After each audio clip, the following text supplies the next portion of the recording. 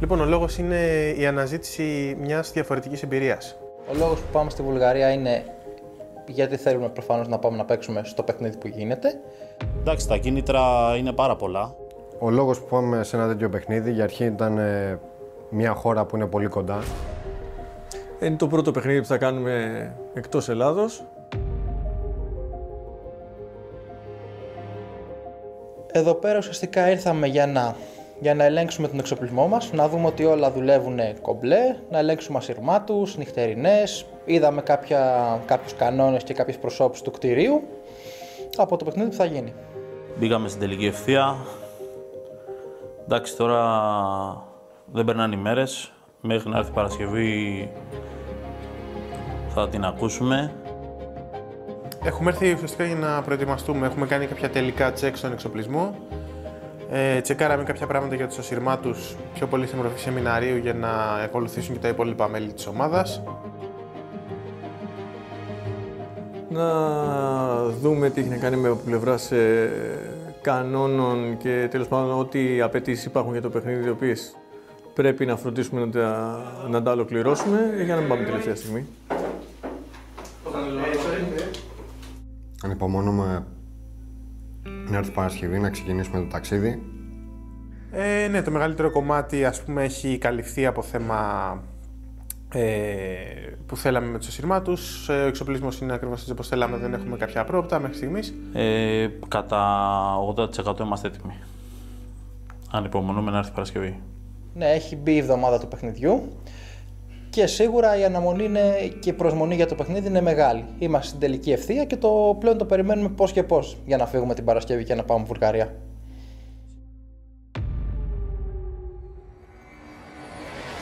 Μετακίνηση και προβλήματα, άλλο τίποτα. Λοιπόν, γενικά τα προβλήματα που έχουμε αντιμετωπίσει μέχρι στιγμής είναι η καντεμιά που μας έχει δείρει. Όπως και να το κάνεις, το να ξεκινήσουν τώρα μια ομάδα ανθρώπων να φύγουν από εδώ οδικώς για τη Βουλγαρία και με τα θέματα που έχουμε από πλευράς εξοπλισμού, δεν το κάνει και ιδιαίτερα εύκολο. Υπάρχει πολύς εξοπλισμός. Το οικονομικό προφανώς είναι μεγάλο θέμα και αυτό, γιατί είναι ακριβό να πας ένα ταξίδι εκτός Ελλάδας. Κοιτάγαμε να βρούμε αεροπορικά εισιτήρια τουλάχιστον μέχρι την Αλεξανδρούπολη. Θα πάμε λοιπόν με ένα leasing αυτοκίνητο και άλλο ένα νοικιάρικο από ένα φίλο και ο Θεός βοηθός. 2.000 χιλιόμετρα ταξίδι, έτσι. Βέβαια είναι πάρα πολύ φιλόξενα τα παιδιά από την Ορεστιάδα, προσφέρθηκαν να μας βοηθήσουν με πάρα πολλούς τρόπους, ακόμα και να μας φιλοξενήσουν. Και έχουν παίξει πολύ σημαντικό ρόλο δηλαδή στο ότι θα πάμε Βουλγαρία. Αυτοί μας τα έχουν κανονίσει όλα, μας έχουν βοηθήσει, ας πούμε. Αλλά εντάξει, νομίζω ότι όλη αυτή η περιπέτεια είναι και αυτό που δίνει και κάτι καλύτερο στην εξόρμησή μας.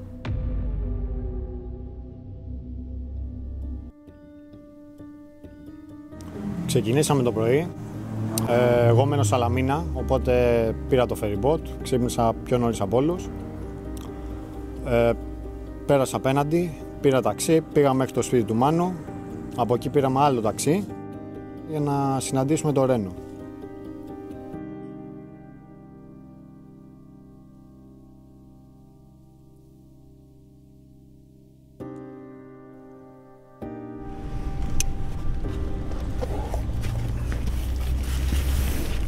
Εκεί με στα λεωφορεία. Κάπου θα την βολέψεις. Δεν έβγαλε ο σκύλος. Και τώρα εκεί θα σταματήσουμε, θα το πετάξουμε κιόλας για να τελειώνουμε, να είμαστε άνοιχτοι. Θα κρατήσουμε αυτά εδώ τα instructions.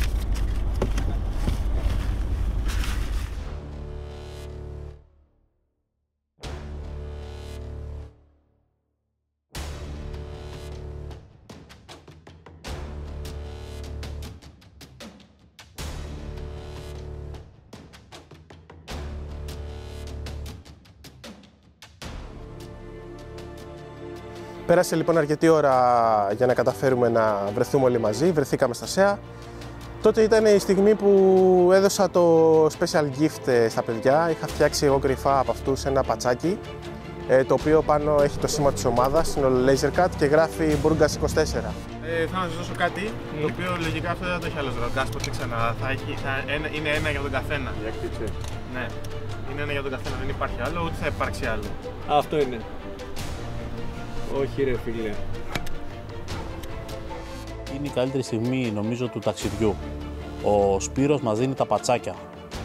Το πατσάκι αυτό, εντάξει, για μένα συμβολίζει το πρώτο ταξίδι της ομάδας στο εξωτερικό και νομίζω δεν θα το βγάλω ποτέ από το μπράτσο μου. Αυτό ήθελα να σας δώσω. Έγραψε. Ήθελα να σας πω ότι γαμιέστε, αργήσατε. Φιλιά στον αδερφό τον Σπύρο, φιλιά, περιμένετε. Δώστε ένα φιλάκι, κάντε μια αγκαλιά από τον Σπύρο. Μαλάκα με τίποτα. Και αυτό είναι λίγο συγκινητικό γιατί ήταν τα πατσάκια που θα φοράμε από εδώ και πέρα. Γιατί ουσιαστικά τα σηματοδοτούν ήταν φτιαγμένα ειδικά για αυτό το ταξίδι που θα κάναμε. Τα κράνη. Λοιπόν, θα σου πω τώρα. Πάμε να πάρουμε καφές να πουλέψουμε. Για να φύγουμε. Ωραίο το πράγμα. Αυτό τι είναι. Λοιπόν, εσύ πάρε εδώ αυτό. Αυτό είναι το καπέλο του σεφ του Ρένου. Θα μαγειρέψει. Πάρουμε καφεδές. Εντάξει, λογικά. Τώρα πρέπει να το φορέσει. Τον είδες τώρα. Εδώ πέρα μέσα.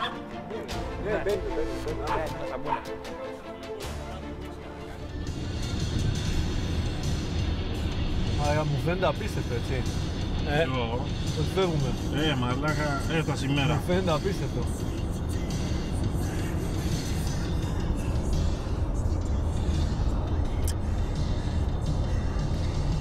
Εδώ μετά ψωνίσαμε και φεύγουμε. Όχι, είναι και να με αποδεχεί στο τέτοιο. Ωραία, ναι. Θες σε ένα πάκι να σταματήσεις. Ήταν ένα σημαντικό ταξίδι για την ομάδα. Με στεναχωρεί που δεν πήγα πάρα πολύ, με θλίβει, αλλά δυστυχώς λόγω κάποιας υγείας ενός συγγενής μου δεν μπόρεσα να πάω και προφανώς ήταν οικογένεια. Αν ήταν κάτι άλλο, προφανώς δεν θα το είχα χάσει και εντάξει, δυστυχώς θα μείνει μια πικρία, ας πούμε, πάντα μέσα μου που δεν πήγα. Μετά το ταξίδι, το υπόλοιπο εκείνη η μέρα δηλαδή, κατά βάση το μεγαλύτερο κομμάτι της ήταν ταξίδι οδικό, αρκετή ώρα οδήγησης. Ευτυχώς από εκεί και πέρα ήταν καλός ο δρόμος, ας πούμε. Δεν σταματήσαμε καθόλου, φύγαμε Ντουγκρού για Ορεστιάδα, αναγκάστηκαμε εμείς με το Πόλο να σταματήσουμε μόνο στην Καβάλα για να βάλουμε πετρέλαιο. Τώρα στην Ορεστιάδα φτάσαμε, όπως είπα, και γύρω στις 8.30-9 η ώρα το βράδυ.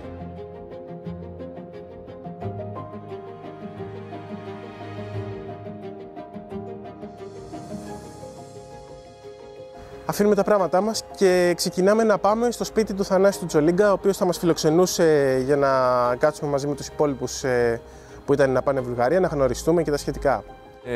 Εντάξει, τρομερά φιλοξενά παιδιά. Οι οποίοι λες και τους ξέραμε χρόνια, μας φιλοξένησαν, μας είπαν ότι άμα θέλουμε να μείνουμε κάτω στο χώρο τους.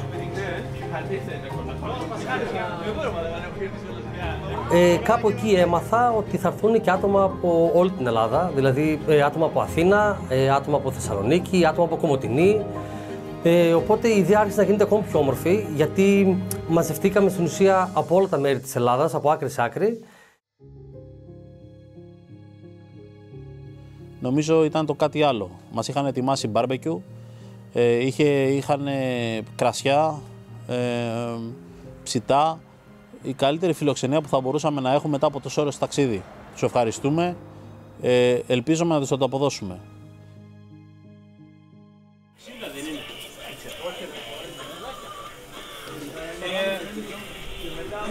Βγάλτε ρε λίγο και τα κοτόπουλα να βάλουμε εδώ μπροστά μας. Το πρωί να έχει όρεξη, το μαγικό το χεράκι να βγάλει. Εκεί που σε γράφουν, πας για εγγραφή τέλος πάντων, σου λένε τράβο από εδώ, έχουν ένα κουτί, τράβο από εδώ. Γιατί σου λέει μετά τώρα που στο τέλος ποιος θα κάτσει να... Θα βγάλουμε κι άλλα τέτοια, απλά τώρα αυτό είναι χωρίς το πουλί πάνω. Αθήνα είναι αυτό. Ναι, Αθήνα. Ο Άργωνας είναι, ο Άργωνας. Εμείς φτάσαμε στο σημείο που ήταν να βρεθούμε με τους υπόλοιπους. Είχαν ήδη ξεκινήσει το μπάρμπεκι εκεί πέρα, δηλαδή ήδη ψήνανε, πίνανε και τα σχετικά. Ετοιμαζόμασταν δηλαδή να γνωριστούμε, ας πούμε. Γνωριστήκαμε με τα παιδιά όλα εκεί πέρα, τρομερά άτομα γενικά, πάρα πολύ φιλόξενα παιδιά, πολύ καλά παιδιά.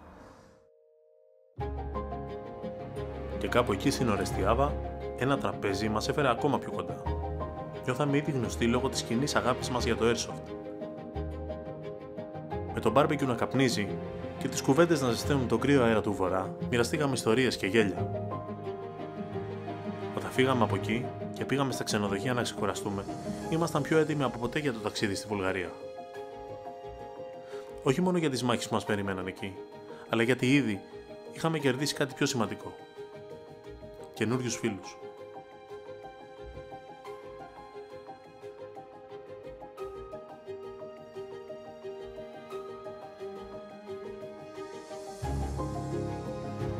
Το βράδυ πήγαμε στο ξενοδοχείο, κοιμηθήκαμε 2-3 ώρες, γιατί το επόμενο πρωί έπρεπε 3:30-4 να μπούμε στα αυτοκίνητα και να ξεκινήσουμε για Βουλγαρία. Το ξύπνημα ήταν λίγο στρατού, λες και πας να φυλάξεις για τρίτο νούμερο, πύλη. Κοιμηθήκαμε το πολύ, max κάνα 2ωρο και συναντηθήκαμε με τα υπόλοιπα παιδιά της Ορεστιάδας και φύγαμε για Βουλγαρία. Αλλά εδώ το θέμα με μένα και το Σπύρο ήταν ότι επειδή δεν είχαμε δικό μας αμάξι, ήταν νοικιάρικο, έπρεπε να στριμωχτούμε όλοι, βασικά εγώ και ο Σπύρος μόνο, στο αμάξι ενός από τα παιδιά από την Ορεστιάδα και να πάμε έτσι εμείς οι δύο. Ακούγαμε 4 ώρα λαϊκά, 4 ώρα το πρωί λαϊκά, έτσι, το οποίο είχε μεγάλη πλάκα τώρα. Είχαν περάσει τα σύνορα της Βουλγαρίας και εμείς ακούγαμε τερζή. Ο δρόμος ήταν σχετικά δύσκολος, οπότε δεν μπορούσες να χαλαρώσεις, γιατί προσπαθούσαμε να γλιτώσουμε χρόνο και να φτάσουμε σε μια καλή χρονική στιγμή στο Μπουργκάς. Η διαδρομή ήταν ούτως ή άλλως απίστευτη. Χασχογελούσαμε, κάναμε τις χαζομάρες μας, ήμασταν σαν μια παρέα μικρών παιδιών, γιατί αυτό είμαστε στην ουσία, μικρά παιδιά τα οποία παίζουν με τα παιχνίδια τους. Γεμίζει σαν άνθρωπο με αυτό και δεν είναι μόνο το παιχνίδι, είναι όλο μαζί, είναι η παρέα, είναι οι συζητήσεις, είναι ο χρόνος που περνάς με ανθρώπους που έχεις ίδιες απόψεις. Φτάνουμε λοιπόν στο Mall Strand. Εκεί τα χάσαμε, είδαμε ένα τεράστιο εμπορικό, εκατοντάδες άτομα. Εκεί λέμε εντάξει, θα γίνει παιχνιδάρα. Φτάσαμε.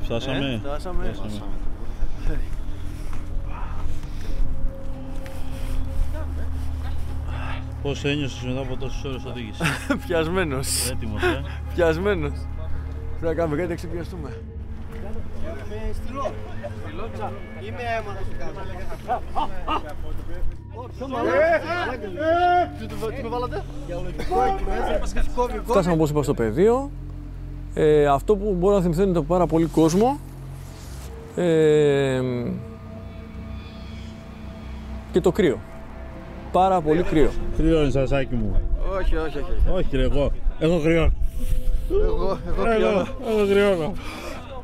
Κρυώνω ρε. Έχει ρε. Κάνει κρυό. Δεν μπορώ να έχω τίποτα εκεί στο να μπαίνει αέρας. Αυτό για να φτάσουμε από τη μια άκρη στην άλλη από μέσα του, γιατί θα έχουμε φάει τόσο ξύλο. Παρκάραμε τα αυτοκίνητα και μπήκαμε μέσα στο χώρο το οποίο θα μέναμε. Εκεί συνειδητοποίησαμε ότι οι μόνοι που θα κοιμόντουσαν ήταν οι Έλληνες. Οπότε μας ήρθε έτσι μια ωραία ιδέα και λέμε να το συνδυάσουμε σαν ταξίδι, σαν βολτούλα, διακοπές και πήγαμε σε ξενοδοχείο. Και φύγαμε με το Σπύρο, πήγαμε εκεί πέρα. Βασικά πήρα τηλέφωνο, τους είπαν έχει διαθέσιμα δωμάτια. Μας είπαν ότι έχουν διαθέσιμα δωμάτια. Πάμε με το Σπύρο εκεί και βλέπουμε ότι όλοι όσοι ήταν στο παιχνίδι είχαν ήδη νοικιάσει δωμάτια εκεί πέρα. Δηλαδή, αν θυμάμαι καλά, οι μόνοι που είχαν στήσει σκηνές, γιατί και εμείς στήσαμε μία για να βάλουμε τα πράγματά μας στο χώρο εκεί πέρα, ήταν μόνο οι Έλληνες. Δηλαδή, έκανες αυτό, τελείωνε το έργο. Και τίποτα. Και να σου πω, ετοιμαζόσουν εκεί, το καταλαβαίνεις. Όλοι ήταν έτοιμοι από εκεί. Με τα γυλαίκα, με τα κράνη, με τα όπλα. Όλοι από εκεί. Στην Βουλγαρία, Ανεβαίνουμε πάνω, γιατί είδαμε στην αρχή ήταν στο υπόγειο ήμασταν μόνοι μας. Οπότε λέμε εντάξει, δεν θα έχει αμάν κόσμο. Ανεβαίνουμε πάνω στο ισόγειο στην ουσία στο ισόγειο του μολ και γίνεται ένα χάος. Χάος με την καλή έννοια. Βλέπουμε κόσμο από παντού. Ρουμανία, Τουρκία, Βουλγαρία. Ήμασταν οι μοναδικοί Έλληνες που ήταν εκεί. Μιλάμε για πάρα πολύ κόσμο, ήταν κοντά στα 300 και άτομα. Το πεδίο το περπατήσαμε λίγο πριν ξεκινήσει το παιχνίδι. Πάθαμε σοκ, ήταν απίστευτο. Όπως είναι ένα εμπορικό το οποίο πάμε βόλτα, έτσι ακριβώς ήταν και εκείνο. Απλά δεν υπήρχε ο κόσμος, δεν υπήρχαν οι βιτρίνες στα μαγαζιά, δεν υπήρχε τίποτα. Μόνο τα δωμάτια, οι διάδρομοι και ό,τι άλλο έχει ένα εμπορικό καθαρά χτισμένο. Είχε βέβαια έτσι κάποιες νότες από τα μαγαζιά, πόρτες κτλ. Είμαστε έτοιμοι. Ήρθαμε εδώ που πρέπει να έρθουμε. Αυτό είναι το εμπορικό που θα παίξουμε σήμερα. Πρώτο ταξίδι στο εξωτερικό.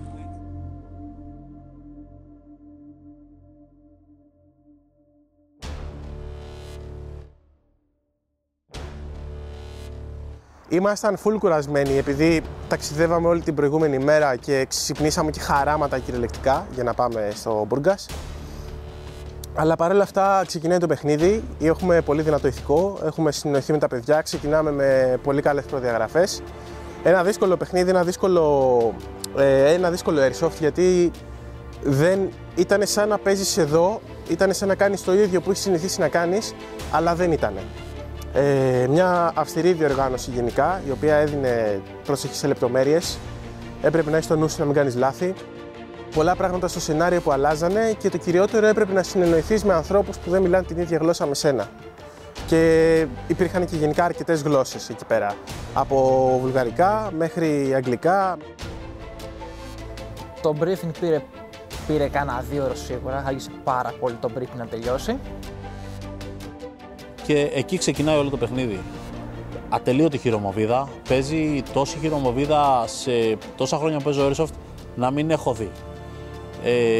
Οι Βούλγαροι και οι Ρουμάνοι δεν σταματάγανε να πετάνε χειρομοβίδες ανελαίητα.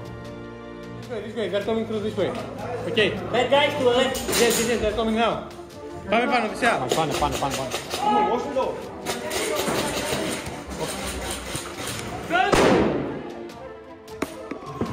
Run! Πού γάμο! Μαλάκα, πολύ χειρομοβίδα ρε. Και τάγκιν και όλα.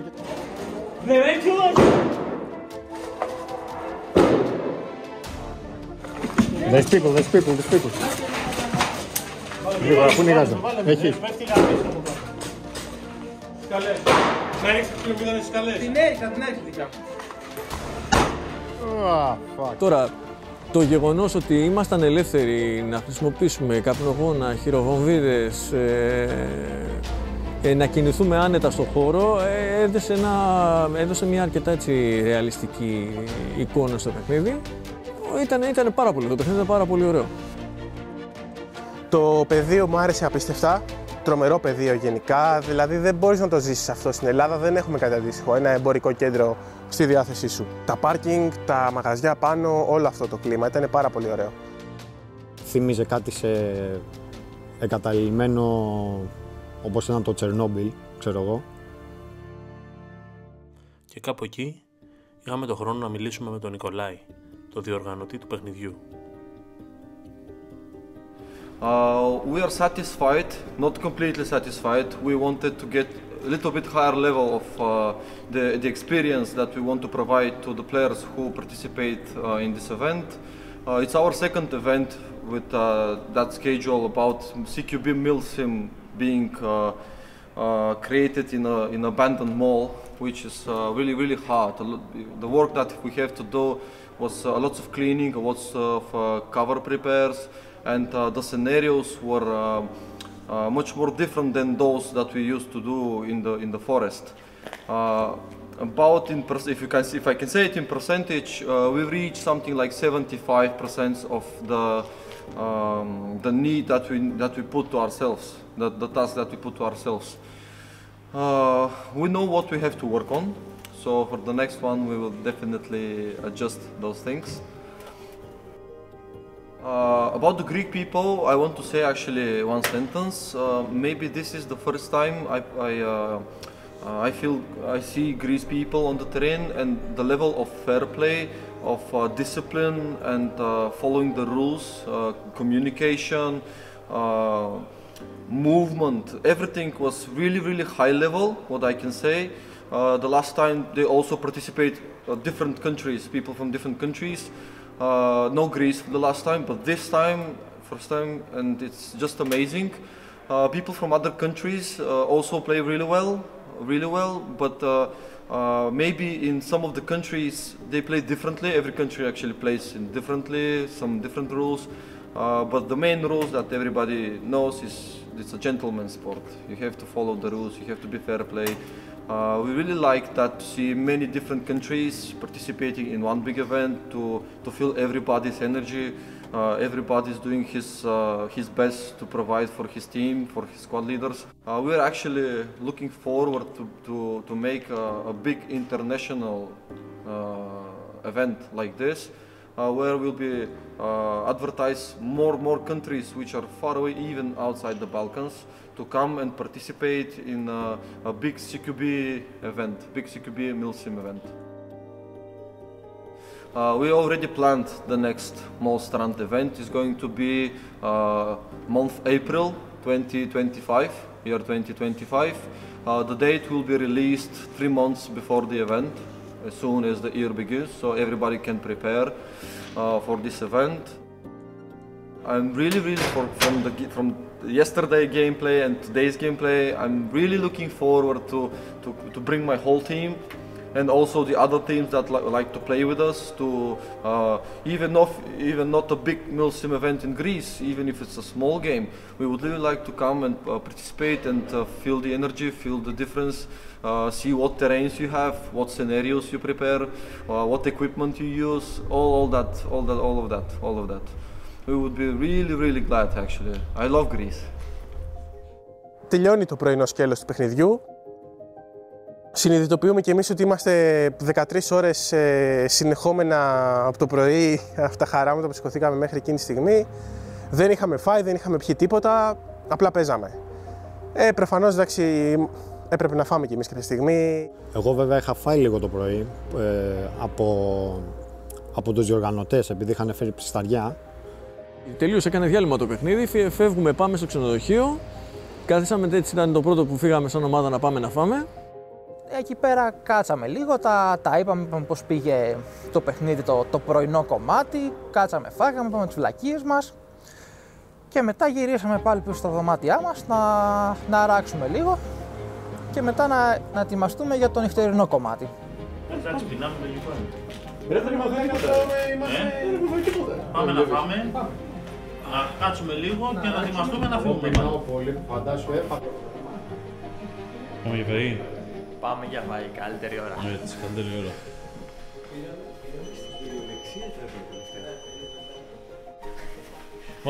Βάλτε ένα μέσα. Βάλτε το μπούστι. Δεν μπορεί να είναι Βάλτε ένα μέσα στο δεν μπορεί να σηκώσει ρε μπούστι. Τράβα το πέρα τώρα που κοίτα.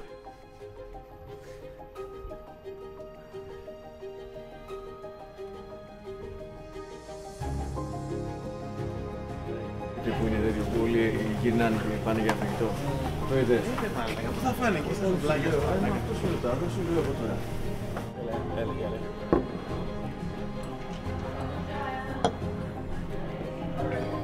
Αυτός λέει χορηγή την έκανα ευρώ μου, λέει ότι την άλλη πρέπει να δώσουμε και κάπως. Έλα για μας. Γεια μας. Άντε για μας. Να είμαστε καλά, να κάνουμε κάτι. Να κάνουμε ένα βίντεο χρονιά. Ανεβήκαμε στα δωμάτια, ξεκουραστήκαμε λιγάκι και ετοιμαστήκαμε το νυχτερινό. Όπου το νυχτερινό νομίζω ήταν το πιο ωραίο απ' όλα. Δηλαδή, εντάξει, ήταν ωραίο το πρωινό, αλλά το νυχτερινό ήταν το κάτι άλλο. Ίσως γιατί μας βοηθούσε και το γεγονός του εξοπλισμού που είχαμε. Ίσως γιατί το περιμέναμε πάρα πολύ. Νομίζω όλοι μας περιμέναμε πιο πολύ το νυχτερινό παιχνίδι. Και ξεκινάμε το βράδυ, για τη βραδινή αποστολή. Και εκεί δεν έχω λόγια. Ήταν κάτι εξωπραγματικό. Η ατμόσφαιρα που είχαν δημιουργήσει ήταν απίστευτη. Ήμασταν βέβαια πιο λίγα άτομα. Οπότε το παιχνίδι έγινε ακόμα πιο ωραίο για εμάς. Το ευχαριστήκαμε ακόμα πιο πολύ. Εντάξει, δεν μπορώ να πω.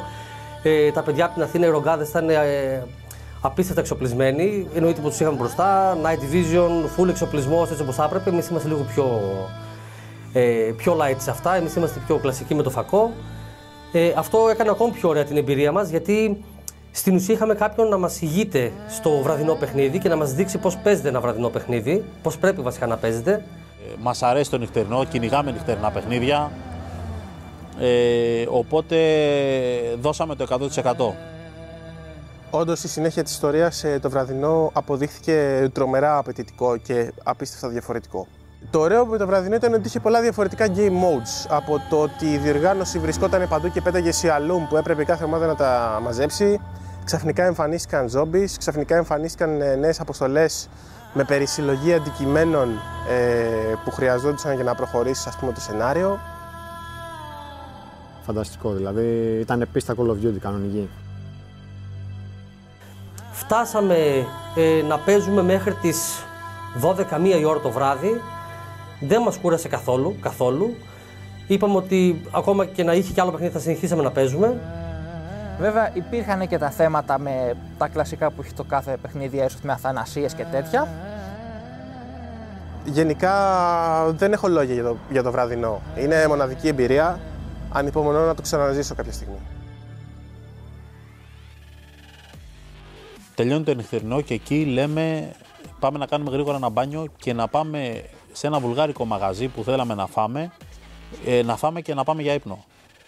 Δυστυχώς εκεί ο Βούλγαρος μας εγκατέλειψε. Και ποιος ήταν στη δύσκολη στιγμή δίπλα μας? Ο Αμερικάνος. Τα κατάφερες πάλι, Λοιπόν, πάλι... και τώρα εδώ φτάσαμε στο ναό. Έτσι. Τα McDonald's πάλι.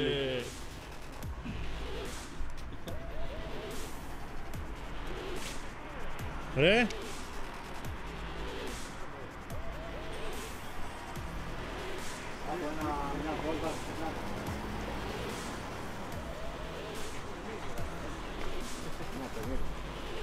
Είναι το drive. Θυμάσαι στη Φιλιππούπολη πόσο που δεν ήταν το τέτοιο που είχαμε πάει? Ναι ρε. Δεν την δίνω εδώ πέρα. Λίγο να φάνε ρε. Εδώ είναι καταράκια τουρίστες.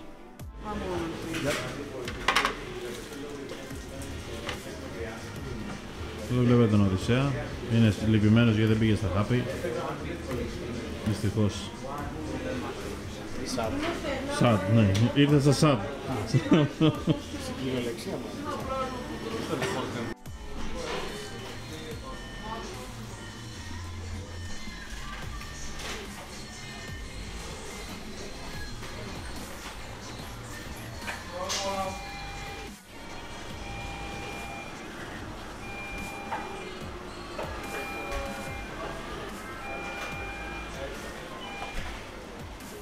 Το βράδυ ήταν χαλαρό, κάτσαμε όλοι μαζί, φάγαμε, αρκετή ώρα συζητήσαμε. Γενικά ήμασταν όλοι σε πάρα πολύ καλή διάθεση. Καλός ή κακός, το παιχνίδι ήταν και προγραμματισμένο να τελειώσει στις 12 η ώρα την επόμενη. Ήμασταν οριακά δηλαδή στο τέλος του παιχνιδιού, είχε γίνει όλο αυτό που ήταν να γίνει.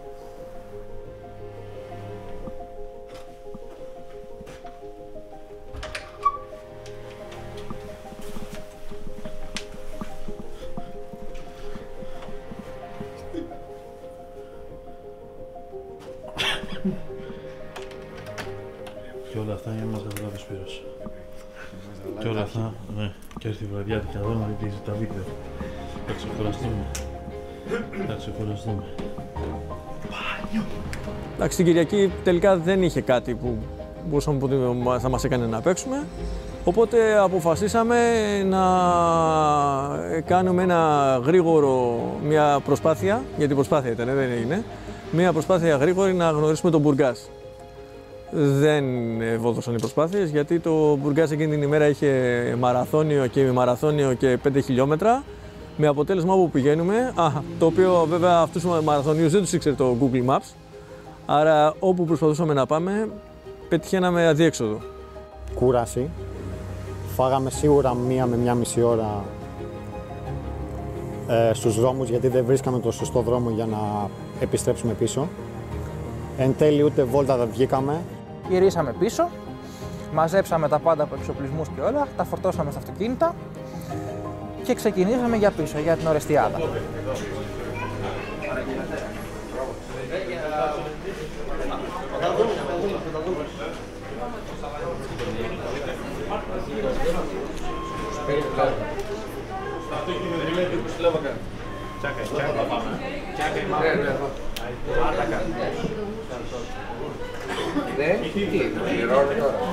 Πέρασα υπέροχες στιγμές με τους φίλους μου, δημιούργησα φιλίες με άτομα τα οποία δεν γνώριζα, το λέω και να τριχιάζω και τους ευχαριστώ γι' αυτό. Η αλήθεια είναι ότι καταλαβαίνεις αν σε γεμίζει μια εμπειρία όταν γυρνάς στο σπίτι και κάθε μέρα που περνάει σκέφτεσαι το πώς πέρασες. Και μπορώ να πω ότι ακόμα και τώρα είναι αυτός που λες, παιδί μου, θα ήθελα να ήμουν λίγο παραπάνω εκεί πέρα. Κάναμε πάρα πολλούς φίλους, δηλαδή δεν το περίμενα, κάναμε τόσο πολλές γνωριμίες. Ευχαριστούμε πολύ τα παιδιά της Ορεστιάδας που μας βοήθησαν σε όλο το ταξίδι, γιατί αν δεν μας βοηθούσαν πολύ δύσκολα θα ερχόμασταν. Ήταν ένα παιδικό μου όνειρο να πάω με την ομάδα μου για airsoft στο εξωτερικό, σε πρώτη φάση, που επιτεύχθηκε. Ήταν μια απίστευτη εμπειρία και πραγματικά δηλαδή για τέτοια πράγματα είναι το airsoft. Και θα ήθελα σύντομα να ξανακάνω ένα ταξίδι με την ομάδα μου και σε κάποια άλλη χώρα, να παίξουμε και κάπου αλλού. Δηλαδή είναι κάτι πλέον που σαν ομάδα το αναζητάμε όλοι πλέον μετά από αυτό. Τι θα κρατήσω από αυτό το ταξίδι? Σίγουρα τις καινούργιες φιλίες που κάναμε με τα παιδιά από την Ορεστιάδα, οι οποίοι είναι και γαμό τους τυπάδες. Και το πόσο δύσκολο είναι να οργανώσει ένα ταξίδι εκτός Ελλάδος για αυτό το χόμπι. Από αυτό το ταξίδι θα κρατήσω τους φίλους που κάναμε. Τα παιδιά από την Ορεστιάδα, από τη Θεσσαλονίκη, από την Κομοτηνή. Γιατί αυτό είναι το airsoft. Να γνωρίζεις φίλους και να πηγαίνετε να παίζετε τις Κυριακές το παιχνίδι που σας κάνει χαρούμενους. Περνάς καλά, πρωτίστως γιατί είσαι καλά με τα παιδιά που είναι τριγύρω σου. Και αυτό είναι σημαντικό. Και όταν λοιπόν αυτό το αποφασίζεις και λες ότι ρε παιδί μου θα το κάνω στο εξωτερικό και θα είμαστε πρώτη φορά, το να πεις απλά με γεμίζει είναι λίγο. Είναι λίγο, είναι κάτι πολύ παραπάνω από αυτό. Όσον αφορά το κοινωνικό κομμάτι, θα κρατήσω τις γνωριμίες που κάναμε σε αυτό το ταξίδι. Τα παιδιά από την Ορεστιάδα που είναι αδέρφια μας, τα παιδιά από την Κομοτηνή, τη Θεσσαλονίκη και εννοείται και τους Βούλγαρους διοργανωτές που τους γνωρίσαμε, είναι και αυτοί πάρα πολύ καλά παιδιά. Είναι πάρα πολύ ωραία εμπειρία να κάνεις νέους φίλους μέσω αυτών των ταξιδιών και να ζεις τέτοιες καταστάσεις. Και βέβαια θα το ξανακάνω. Δεν έχω μετανιώσει ούτε στιγμή αυτό το ταξίδι και αν μπορούσα να το κάνω διαρκήσει άλλη μία, άλλες 2, άλλες 3 μέρες παραπάνω, θα το έκανα. Θα το ξανά έκανα με 1000. Άνετα, δηλαδή χθες. Δεν ξέρω αν θα ήταν στο ίδιο σημείο, αλλά μόνο και μόνο ότι θα είμαι με τους φίλους, με την παρέα μου, γιατί πραγματικά η Rogue είναι μια, για μένα είναι μια αδερφότητα, δεν μπορώ να το περιγράψω και δεν περιγράφεται. Αν δεν το ζήσω δεν μπορώ να το περιγράψω. Μόνο και μόνο ότι θα ήμουν πάλι με αυτά τα άτομα και θα ζούσαμε άλλη μια τέτοια εμπειρία, ναι, δηλαδή θα το έκανα χωρίς να το σκεφτώ καν. Σαφέστατα, θα το ξανά έκανα. Θα το έκανα πολύ συχνά εάν δεν υπήρχε ο οικονομικός παράγοντας στη μέση. Εννοείται θα το ξανά έκανα. Σίγουρα θέλω να ξανακάνουμε ένα τέτοιο ταξίδι στο εξωτερικό. Ναι, με τα 1000 θα το ξανά έκανα αυτό το πράγμα.